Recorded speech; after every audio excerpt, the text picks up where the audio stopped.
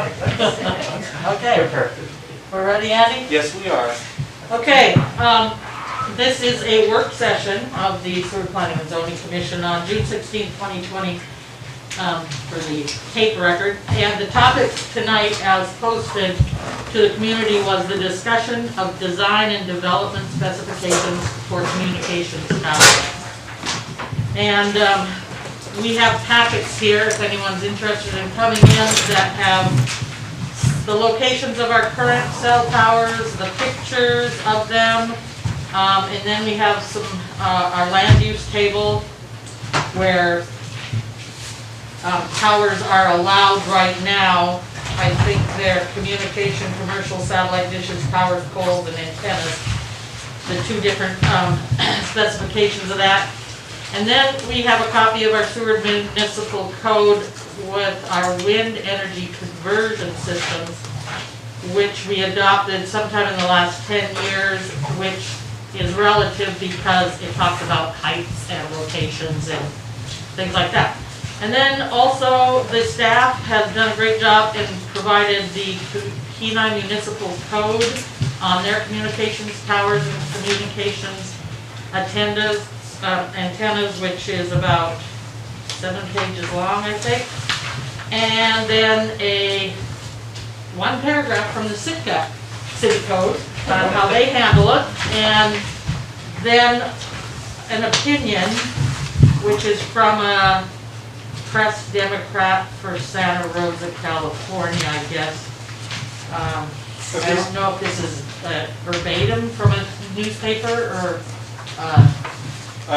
That was copied in there mostly so that you can see that those are both cell towers, the water tower and the tree. Mm-hmm. But yes, it was copied from the website. The URL is linked, the URL of the source information is in your table of contents, just to show where that information came from. Okay, and this is verbatim from that article, or these It's questions? a blog post, basically. The idea being that the water tower is stealthy next to the barn, but having a big pine tree in the middle of a flat field as a stealth cell phone tower does not achieve that stealthy objective. I thought And that was the interesting author's opinion, right? The author's The author's opinion Yes, of that article. exactly. Okay, so, we are gonna discuss, and I've done an article from the La Jolla area from last September when they were discussing the 5G towers, so I'll give that. But Eric, I think, had some just general information about tonight's discussion for us to begin with, Eric? Yeah, we put the packet together for you guys to discuss. Really what we wanted to focus on here was the code and how we can make our code better so that we can provide 4 cell phone towers and still provide the service that the view shed and the safety that we want to provide for our citizens. Okay, and the other option is have a moratorium on them in city limits. There are cities that do that as well. We already have 3 in city limits, so it's kind of a moot point. We can't really go backwards, but cities have done that. So my goal, I think, is just to get questions out there, and then at the next work session, if they don't have answers for those questions tonight, or none of us, they could do some research and bring those answers back. I really like scientific-based answers, with more than one source. So, anybody want to join in? Gary? You say the city, within city limits, has 3 cell phone, or 3 cell towers now? Yeah, they're Where are pictured. One up in Forest Acres. I think that one has a light on it. One's down here on 4th Avenue, just on the other side of the street behind those apartment buildings. Across from Amtech, I think. It's on a private property, I think, too, right? Well, that one's not pictured in here. The 2 that are pictured in here are 4th of July and the I don't think that's a industrial cell area. phone tower. Is it? It's not? No, Oh, okay. that is the internet. That as they're sending their internet to their different locations. Oh. The same thing, we have one on this building going to the library. It's small. That is They're like similar to big. some of what we would call a stealth tower nowadays, with some of the things that you could do in Well, regulating I would a say cell solid. phone. That one's not So, stealthy. no, That's not. It's small, They have But- small But, you know, cell, the thing is, that does land, because this is communication towers, and that is a communication tower. So we're Mhm. talking cell phone towers, but we are talking about communication towers, Mhm. and that would fit into it. And that's one of the ones I hate in town, sorry, it's just Right, huge and and I an totally- eyesore. I totally agree. Well, Avtech on Fourth, there's those gray apartment or townhouses across the street. Right behind them, there's an empty lot with that's all that's on, I think it's just that huge. oh, right, internet tower. yeah. And oh, it's, I was thinking of the one on the Avtech building. Oh, no, it's actually on the ground and it goes up, I don't know how tall it is, but. well, yeah. If you all read Ketchikan's code, it was interesting on the height restrictions they put on theirs. You're talking system. No, Ketchikan, Kenai. the long, I mean, Oh, Kenai. Kenai. Oh, I'm so sorry, Kenai, yeah. Kenai put some height restrictions, and we have also put height restrictions on our wind conversion. Remember, we had them that if they fell over, they were supposed to land on your property or something. Good. So that's something that could be put into a code, that the design specifications would have to meet a certain setback. Right now, we have 1.1 on our wind energy conversion system. Right. But if they were designed and engineered to fall in on themselves, being proven that could decrease the setbacks. And Eric, correct me if I'm wrong, but in your past work experience, you've had some experience with the communities putting in cell towers or working with cell tower builders or something? Yes, right? actually, the school district I worked for leased out property to cell tower companies when we had extra space, and they were looking for coverage in their areas. So part of our requirements had to do with making sure that those were engineered properly so that it would fall in on itself. We did not require these stealth type, the camouflaged, unless it was something that the community wanted. And we would always do public meetings. So that before doing anything like that, we would have a public meeting, at least 2 public meetings, to have people come in and comment, see if we needed to do, have the companies do a camouflaged cell tower, or if it was okay in that area, they didn't worry about that. So was your school district within city limits, or was it in a county site? Schools in Florida are county based. So they don't have So we to have- follow the city limit rules and regs for a tower? Actually, our regulations were more strict than some of the cities. Okay. We had 16 cities that our school district served. So some of the cities were more strict, some were less. We tried to work with the cities. So there was always a level of cooperation with the city. But we tried to also have a standard throughout the county. So, Okay. Did you have any experience with the 5G cell towers at that time? Were they putting any 5Gs in? the last cell tower that we worked on, that I was involved with, was in 2018. I don't know if it was a 5G site. Okay. I don't think it was. There has been some industry interest in putting some cell towers in Seward. Could you tell us a little bit more about what companies have come forward and asked and where they were looking? So, right now, what we know about is AT&T and Verizon are both looking for sites in the Central Seward area. And that would be this area around Jefferson. Right now, the agent for Verizon did say that they were interested in looking at the church, the Lutheran church. And you had two people talk about that at the last commission meeting. And then the rezoning that we're working on also had a potential for that, but that wasn't, It wasn't through your office. no, that wasn't through our So office. only Verizon has come into your office and asked questions? Actually, Verizon, I asked questions. Oh, you They called they them. told me that they were interested in that site. And AT&T came in and asked questions? Randy? Can I chime in on that? Yeah. That I was contacted late last year by a representative, I think, who was working on behalf of AT&T, but his role in the whole picture is to be an expert in real estate and land uses, and he functions to handle all the permitting on behalf of a company.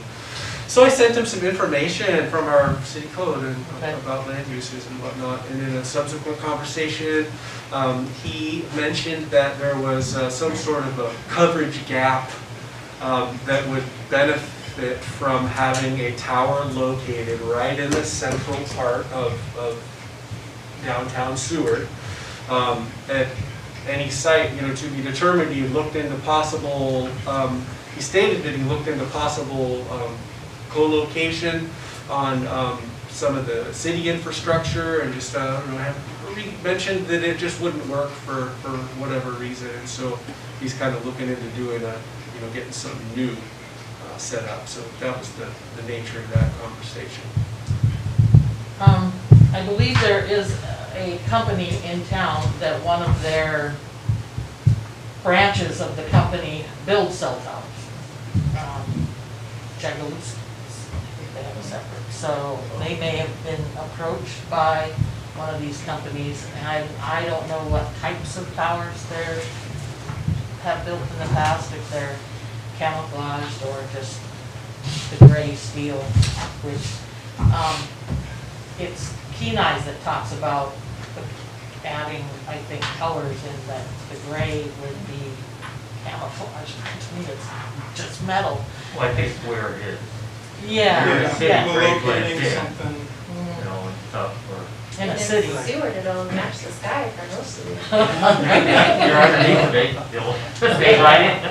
actually, in our wind code, Mhm. there is a section that talks about sighting and view sheds. So in that section of the code, the building official would review photos of the area with, a mock-up inserted. Mhm. And that has to do with trying to match the character of the area. Yeah, I think Kenai's requires that kind of stuff be submitted with their application as well.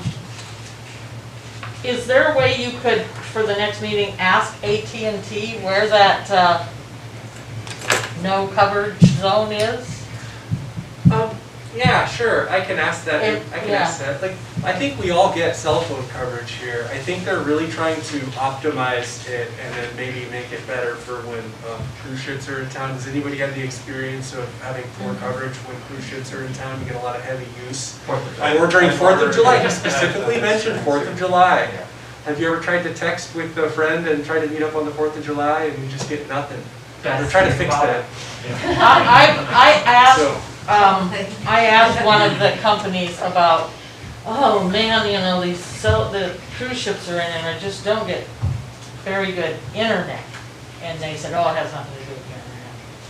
So, I guess, Unless it he's does getting, affect unless he's yourself. getting it off this, what is he doing off? Yeah, yeah, so, La Jolla, they had, La Jolla, California, just north of San Diego. They spoke about health risks with, they have AT&T wanting to install the 5G miniature cell towers. And they were just putting them up right in front of people's houses. And so it got a little riled down there. And they wanted more honest studies needed on the 5G towers. They said that, because of the health risks of the cell phone radiation, and that when you put them right in front of somebody's home, that is a health risk. And so I think one of their suggestions was that the transmitters must be at least 100 feet from a home or school. And some, they said Palm Beach, Florida, Mill Valley, California banned them totally. New Zealand and Israel, who don't have a federal communications council, they have rules like 100 to 200 meters setback from homes and schools, so. That's approximately 300. Skip. A question? Yeah. Is there any, can you find out if there's any economic advantage or incentive to locating a cell tower in closer proximity to Talalasca, which houses the backbone for communications in this city's network? And then the second thing is, has there been any discussion regarding the helicopter corridor that services Providence? I mean, I sit right here, right in front of it, and they come in from all directions. Yeah, they do. And I know 75 foot doesn't seem like a lot, but if I was a chopper pilot, I mean, all I want to worry about is trees and maybe telephone poles. That's something that would be higher than I have to look at, Right, So it's a safety issue right. for our, evacuation process at Providence. So I was curious about whether that's been brought up. So those are two questions that I'd like to have you come back with And responses to. having to do with the helicopter paths, Right, how that would affect their evacuation. And then having to do with the Tel-Alaska network. the economic benefit of it being closer to Tel-Alaska, is that why they want it this close? I mean, Tel-Alaska, where is their? Alaska's site is a half a block, Yeah, but it's on that Jefferson corridor, and if you go, they basically handle the backbone for all the communications in town. They're the hardwire Okay. poles, so everything hubs through there, and all the fiber hubs through there. So I didn't know if that being closer to them reduces the net cost layout for these, if that's an incentive. yeah, because if that's an incentive, does that incentive benefit them or us? Because I'm more concerned with the benefit to our citizens instead of to the companies, so. That's why I really wanted some more pros and cons of cell towers. Yes, Mr. Ryerson? But on that same note, I would look at the economic incentive in proximity to Tallahassee would be a real low priority item on their list. It should be safety, aesthetics, Right. helicopter, so there's some other priority items on the list. And that should be an incentive for them. They should be looking at other items on the list, I would believe. Right, but Should we start on? we, Well, I think Eric is Okay. doing something over I'm there, writing writing sideways. notes Okay. on the things Do that you we. need more we need to- paper? Looks like you I were got trying a to lot. fit it all in. I got notes. And- All right, good, and he's got Andy, those thanks. We'll compare it. And it's on tape. Yeah, go ahead. So, a couple of things that I think are, well, one of the things I think there, in the last 10 years, there's been a real major shift in Seward's wish to protect our viewshed. So this whole concept, I mean, my thought was we should look at this communication tower thing without thinking about the wind generation thing. Yeah, And then with this, we should look back at the wind generation thing and say, are those things we still want? right. Because that was done more than 10 years ago. In the last 10 years, we've seen a significant shift. And I like Sitka's thing, where it's in, residential areas and that area, there's one line in there that said, your tower can't be higher than the structure's, the current structure, which is 35 feet. Yep. We currently don't allow it's not permissible in any of our residential areas. Okay. And so, and I like that, I mean, I just that, but also, like, when you start getting down to Fourth Avenue and Fifth Avenue, then, you know, you're putting something up in everybody's view shed. Yeah. It's pretty horrendous. It when is, you I mean, stand it- back and think about a 75-foot tower and you're looking. And at that view shed thing's been in our comp plan. It is. it's Forever, never compact, forever, yeah. And it was brought up much more significantly in our last Mhm. one as an important part, and I think that was pretty important. And then they also think, you know, that it's in here a couple times that I think it should be, you know, pretty much mandatory that if another tower can be code work. I Yes. mean, I like that writing in here that says, like, unless you can prove that you can't accomplish what you want on an existing tower, Mhm. and any tower that is built needs to have twice the capacity of what you think you'll need in the future. Mhm. And that's the way I read that. Because what do you think your future needs are? Now double the tower's capacity, the weight and stuff like that. Because all future stuff you want on that tower.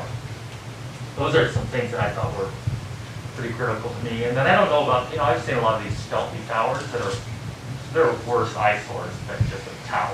Not some horrendous palm tree. You know, and you're like, or whatever, like the picture here with the pine tree out in the middle of farmland, you know. Well, in the The middle of fire, tree could work, the tree's nice. but if it was in the middle of I some mean, trees, Oh, no, the trees would be great, Yeah. it's just when it's not. And it worked out like very if well. that cell tower right up there was a tree cell tower, the one on the left, You wouldn't even know. you would, yeah, it'd blend in, Well, even if it was just painted mottled green, right, you know, Yeah. it was, you know, background But color. just any tree doesn't work. If that was a palm tree, it would Correct. still be nice. well, yeah. Well, that was like, some of them are just, I've seen some that We just would not, stuff things out. Okay. It actually brought your attention to it. Exactly. So what you were saying is you would like to see in our code something about how new cell tower would fit into the view shed, Yeah, yes, and that's important.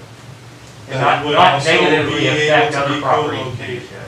So view shed impact would be one of the evaluations. The very important second. And I know some of that could be put in that all towers need to be conditional use permit. Yes, The conditional Yes. use permit? Yeah, all Conditional towers. requirement, you know, to be required for all, you know. You know, in this little land use allowed table, we have a lot of residents that live in, central business district. Right. You know, so, That's that point. yeah, I'm a little concerned that they're allowed outright in harbor area has people living there, central business, auto commercial. I'd say, I mean, this is for wind, which doesn't have the health concerns that I've read about on the cell towers.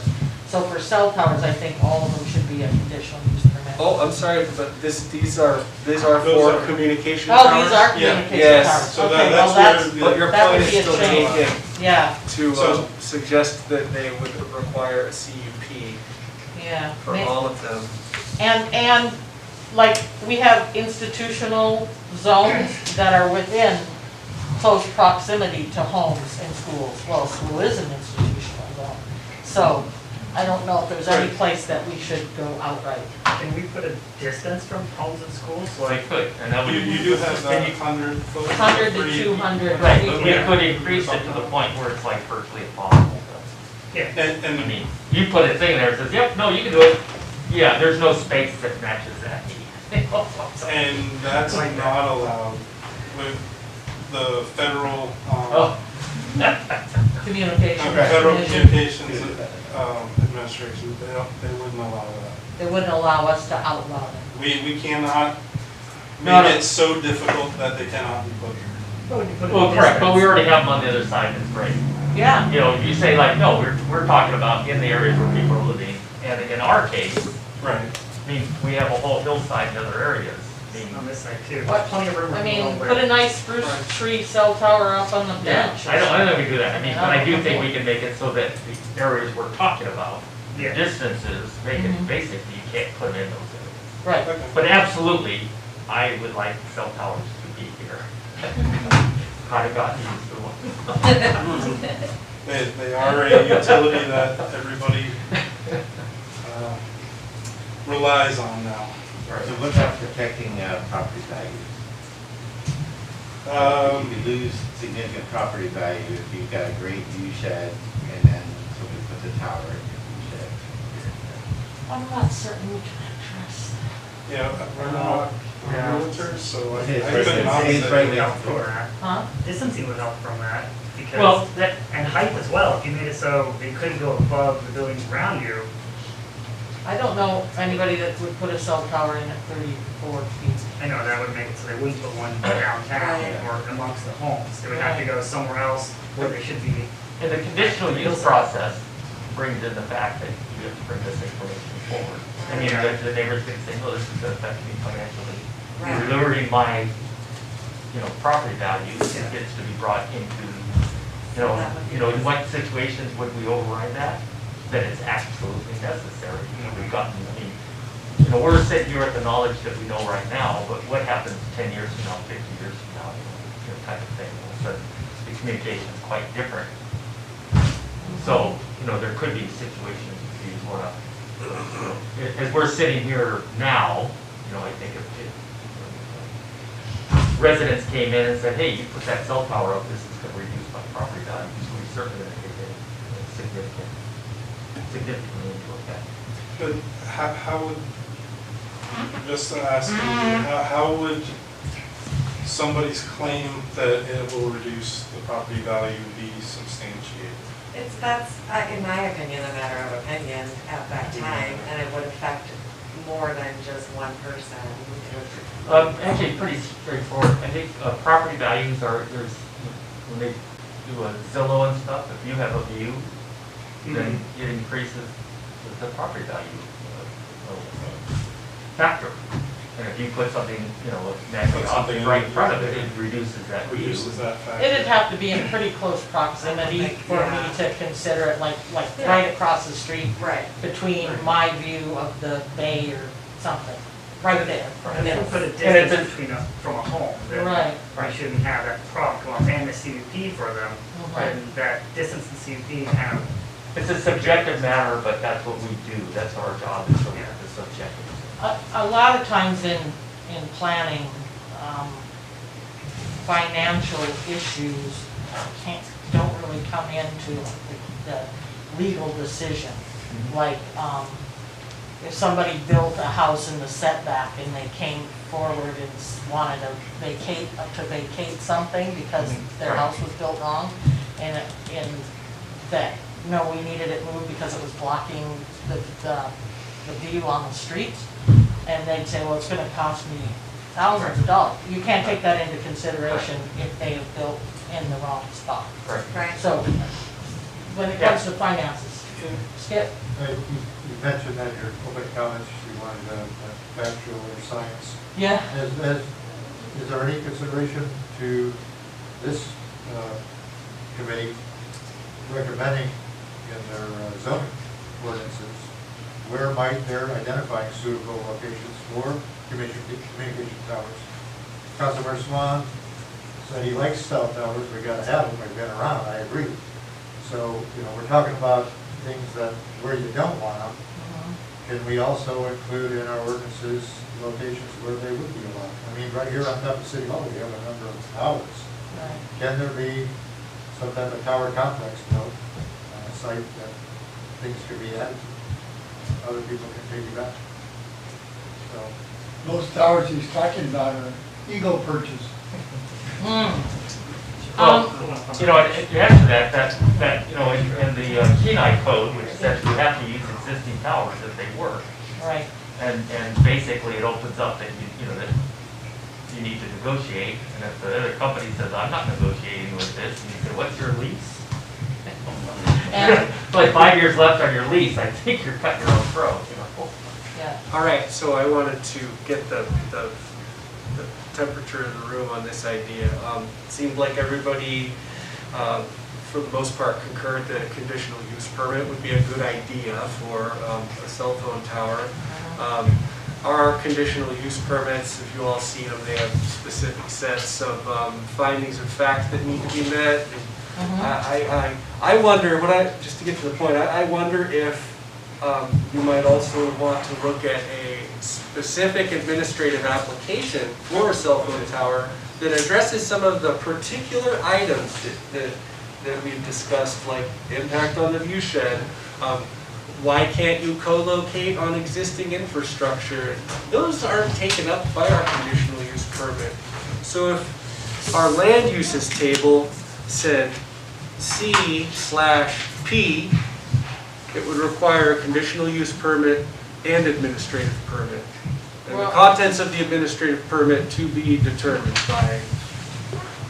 Doesn't the Kenai one kind of say the application must be accompanied by the following documents? And it has a lot of information in there that we would want to know or discuss during the conditional use permit process. I don't know, maybe we should include it in the code, something similar, like page 11. Is it, Yeah. they've got L, and then they've got conditions, and they go to M or N on the conditions, and then they have height, and then they have, so Yeah. they've really outlined a lot of detail in there. Skip. A question. I understand that Kenai and Solana and Kiski, large geographic footprint, cell towers only have a certain coverage area. I understand a little bit about that, but not a lot about the science. Our town seems to be such a small geographic footprint. I'm wondering, how many cell towers are we going to allow to be built all over our skyline throughout the community? And is this a good opportunity to, Limit? stop, set back, reset, take a look at what works best for our community, so we don't have these things popping up all over the place that aren't stealth. Right, and we've got 2 companies interested right now, so if we have that, you have to co-locate. And that's, the other question was, where's our no coverage zone? Where are we not getting coverage? And show me, take me out there with my phone and show me that I can't use it in this spot, and then show me where you'd have to put that tower in order to get that coverage. Right. And maybe it won't work where they think, but maybe we can ask someone else. Well, that's what, stuff Yeah. talks about. I mean, you gotta show that this tower needs to be here. Right, If you're not gonna put it on this existing tower over here. Kelly? I think we also need to really think, is it worth it to have good coverage on 4th of July or on cruise ship days to put a tower in the middle of our town? Because it's not, to me, it's not. I have AT&T. The only place I don't get coverage in town is out on Nash Road. Everywhere else I get coverage. So I don't know. And maybe it's not great coverage. I don't really know. Maybe I'm doing a whole lot with my phone. You know, why they can't exist on the periphery or like the tower that's across the bay? Why can't they just be up on the bench and across the bay? Right. I feel like Yeah. that is enough coverage. There shouldn't need any in the center. No, I would think it would bounce, you're gonna get Not coverage an all expert. over the valley if you're up higher. Yeah. But I don't know the science, so. Well, I believe there is something to it having repeating towers in between so that Like the White Alice, remember White kind of Alice? has a field of. There's something. Oh. But I don't know the science. Even lots right in town, specific lots wouldn't work for them, that some of these people were looking at, I've heard. I don't got direct information. Skip? I appreciate those comments, but if there were 6 communication companies in the state, you all 6 have to have different sites. We've already got sites that are utilized, they must be good sites, they were picked for some reason. Right, that's If why, those sites be enhanced, right, the Kenai code requires you to look first at co-location and tell us why that doesn't work. So that would be part of the conditional use process, and then if the findings would have to be, yes, they are gonna co-locate them, and if we deny it, then we'd have to say that their reason for not co-locating isn't sufficient. right. Yeah, And you could actually put it in the code, it's sufficient right, reason. right. Something down that wording that says you gotta show that there's sufficient need. To have it elsewhere. To have it. Like coverage, Right. yeah. I was even thinking about, if they go on some of these towers and they go, look, I can't put anything else on this tower is not, big enough. Well, the new company might be required to pay for a replacement of that existing tower, which would handle, And then The add the access. others to it. and, you know, and then if somebody else hooks in, they've got to, you know, that's part of their negotiation. They hook in, they got to pay for the whoever put the tower up, type of thing. And, you know, maybe we could get to that. Or that could be, you know, that could be a note in if we have special rules for it. We put some notes in that say, in these circumstances, you know, if this location works, I mean, you know, the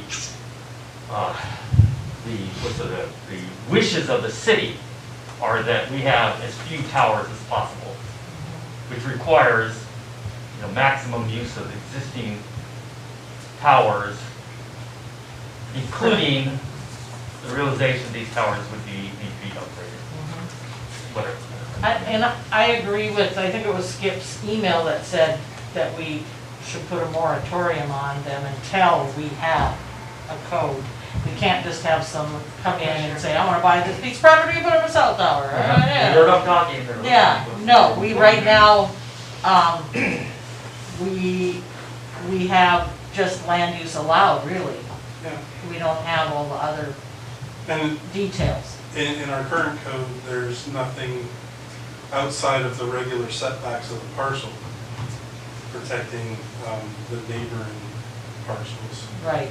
And that's a big point for me, is that I would want to see either the engineering specs showing that they're gonna fall in on themselves, because we have high winds, we have earthquakes, we have tsunamis, although I guess the tsunami. It is I mean, more they're than major that. disasters, so there's gonna be other damage, but to protect us as good as we can. And then, I've heard very often here that the view shed is important, so they would need to figure out a way to co-locate and design so that it is not detrimental to the view in some manner. Yeah, and I think you can get some of that verbiage from the comp plan. Yeah. But I think if we took this Kenai one and kind of drafted ours real similar to this and brought it back to us, that we could then do some editing and tweaking at the next, I don't know if we're gonna get on to land use allowed table before we get this done, because it seems like this, we got pushed a couple of years ago on this, and then it fell off, and now they're back. And so, we really do have to get an ordinance forward. It's been on our priority list for 3 years, I think. Andy? Oh, can I share something that I've learned about moratoriums? Courtesy of Eric. Eric passed along some information from the American Planning Association where they're doing analyses on land use planning with respect to the communication towers. So while the FCC has made a rule that says that, you know, you cannot outright prevent cell phone tower construction, communities can enact moratoria for finite periods of time for the purpose of researching and analyzing their code and making their code better. And it's been challenged and upheld in court that communities are A-OK to do that for a period of, in this particular document, they cited 6 months. Yeah. It shouldn't be indefinite though. No, It should be- 6 months would probably be fine. That didn't happen. How do we do that? I'd give it a year. Well, it's an ordinance, so it has a hearing, we have to come up with a draft. It has to be with us, and then it has to go to the council twice. So right there, you're looking at like 2 months minimum. Oh, that's if everything works. I think it'd That's be right a there is a year. non-code ordinance, it's moratorium. We get into our Yeah, sections a for their non-code stuff. code So ordinance. first, a recommendation by the commission to enact the non-code Right. ordinance, and then send that Right. to council. Yeah, and then the council will decide how long the moratorium will be. How's the consensus on that idea? I would like to see it in our next. Moratorium? Yes. Moratorium? You- Yeah. You would like to see it brought forward, the resolution? At our next For the meeting. July meeting? Yeah. Yes, yes, because Okay. these guys are here and there's no snow. They want to build. Well, we haven't had anything official.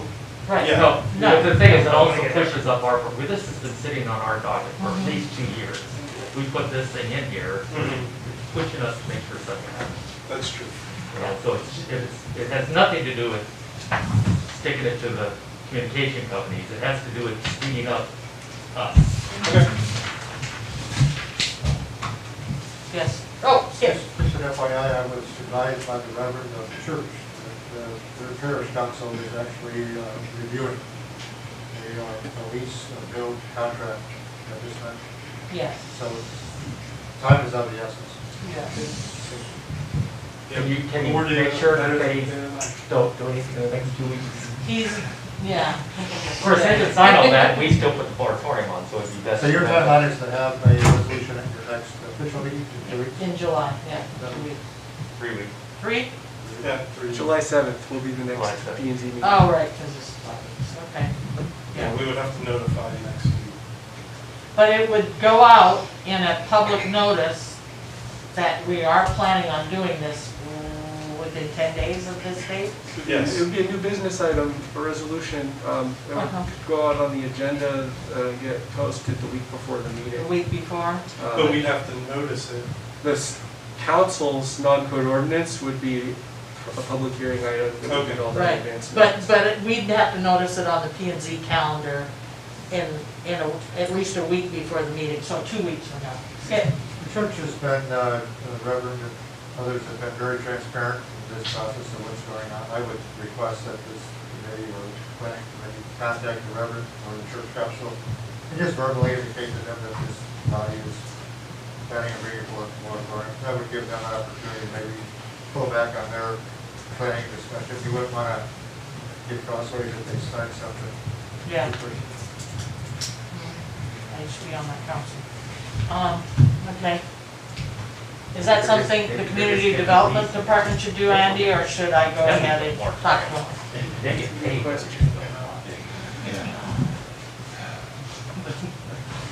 We would do that, let them know. Yeah, I would give, what's your last name? Starts with Ben? Ben? Ben is the pastor. Right. Yeah. We'll get their contact Who's the information, owner? Berlhart. communicate that to them because it came up at our work session. Yeah, And and- the group wanted us to let them know Or- Yeah, what's Throw going a on. little email back. yeah, Yeah.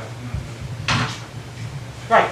Verbal with a written backup, so that we have something in writing to show the council. So, aside from the church, what about the two agents that we know of that are working for Verizon and AT&T?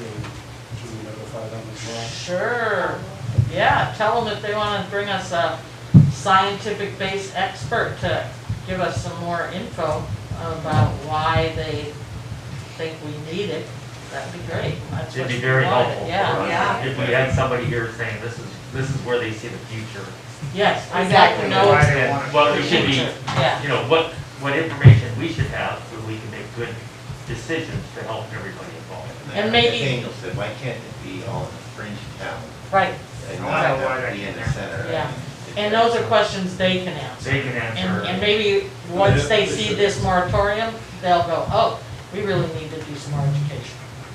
And come to our, okay, I'd throw a friendly amendment onto that as well. It would Yeah. Probably be beneficial to all those parties to indicate that if you're gonna try to adopt the P9 regulations, let them know that, if that's the framework you're gonna use, give them a heads up that that's what you're intending. to what do. we're looking at, You might as well be transparent and you Yeah. can use that. uh-huh, No. they probably, would. Well, I The know, more input they can give us, the better we can do better. Well, that document spells out the analysis Mhm. process, you know, that they have to bring forth, so they'll have a good indication of what they need to do We- to bring something back to the body, if they use that as a guideline. we just had a cell tower application go through the Borough Commission because it was on school district properties, and the school property is owned by the borough. And it was a long time from when it first got started until, and then it was, because it went through the Kenai Council and then the Planning Commission and then to the Borough Assembly, so that alone was at least 6 months ago. I'd like to look into that. What was It was a- recent meeting that it was? Oh, it was within the last 6 months. Okay, Yeah. just do a search. Gary? putting a cell tower in town, like what we're talking about, when you get out to mile 7, you don't have coverage again until mile 75.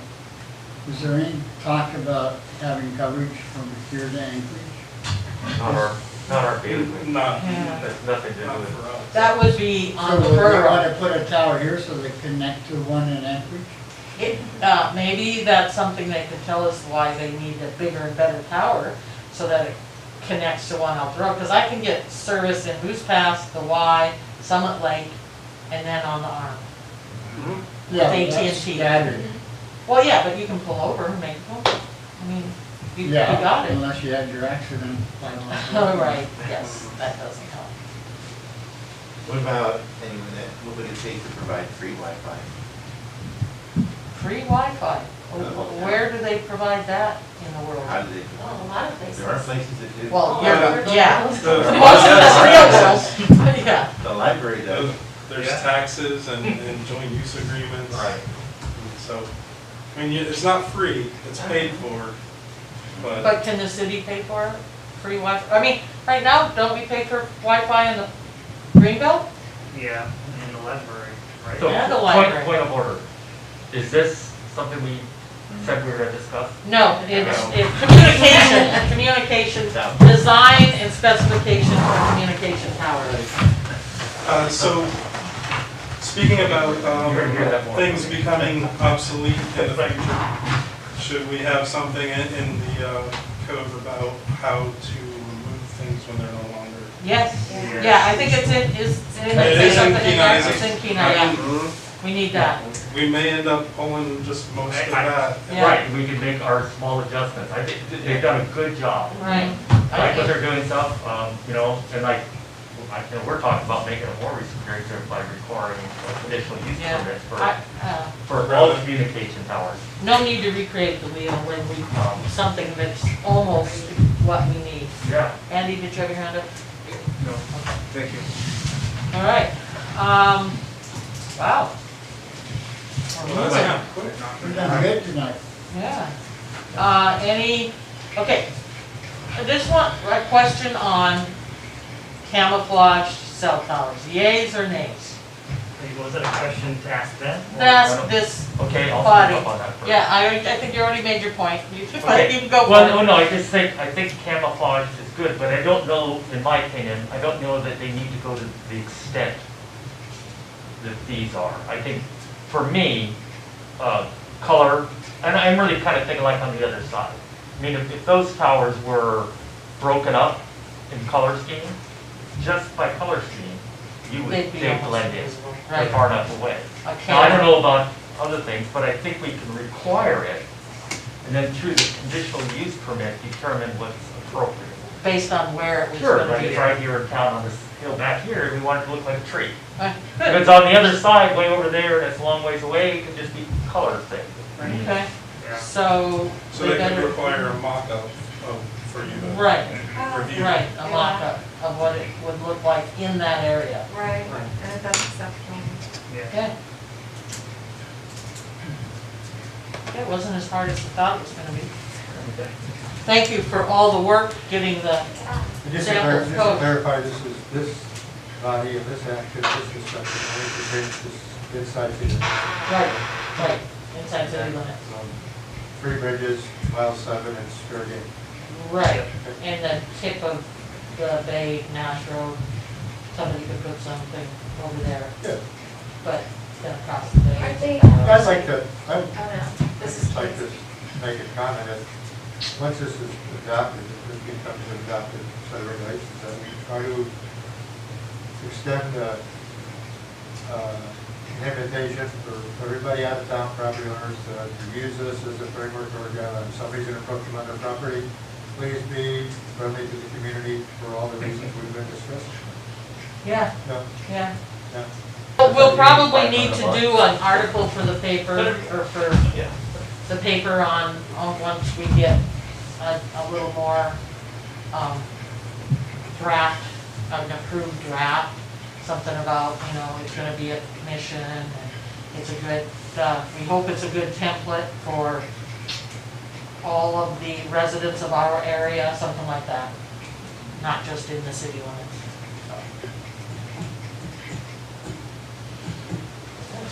Anything else? We good? Jackie think gonna be so. proud of us? I hope so. Okay. I think so, we kind of stayed on Good. topic. Yeah,